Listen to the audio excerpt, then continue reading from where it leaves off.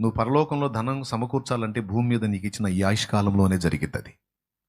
ఇక్కడ నువ్వు ప్రభు నిమిత్తం కష్టపడినప్పుడు, ప్రభు నిమిత్తం ఖర్చు పెట్టినప్పుడు, ప్రజల నిమిత్తం నువ్వు ప్రయాసపడినప్పుడు, ప్రజల నిమిత్తం ప్రజలకు రక్షణార్థమై నువ్వు ఖర్చు పెట్టినప్పుడు అది జరిగిద్ది. అక్కడ ఏర్పడిద్ది నీకు.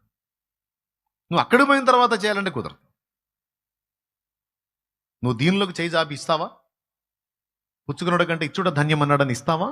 నువ్వు ఎంత చేస్తావో అభాగ్యులకు, దీనులకు, విధవరాండ్రకు, దిక్కులేని వారికి, అవిటి వారికి, వృద్ధులకు, తల్లిదండ్రి లేని వారికి మనం ఎంత చేయగలమో దాని అంతటిని బట్టి దేవుడు అక్కడ మనకు సమకూరుస్తాడనేది బైబిల్ చెప్పిన సత్యం.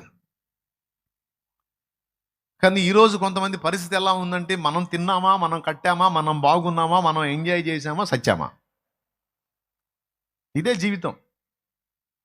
ఎంత సంపాదించాం, ఎంత వెనకేసాం, ఎంత బాగున్నాం, ఎంత ఆనందపడ్డాం అనే కానీ మిగిలిన వారి గురించి మనం ఆలోచించే పరిస్థితి ఉండదు. తీరా అక్కడ పోయిన తర్వాత అలా ఆలోచించిన వాళ్ళు రేపు ఉన్నతమైన స్థానాల్లో ఉండే ఉన్నతమైన వాటిని పొందుతుంటే నిత్యత్వం పర్యంతం అబ్బా నేను మిస్ అయ్యానే, అబ్బా నేను మిస్ అయ్యానని ఒక ఫీలింగ్తో వేదన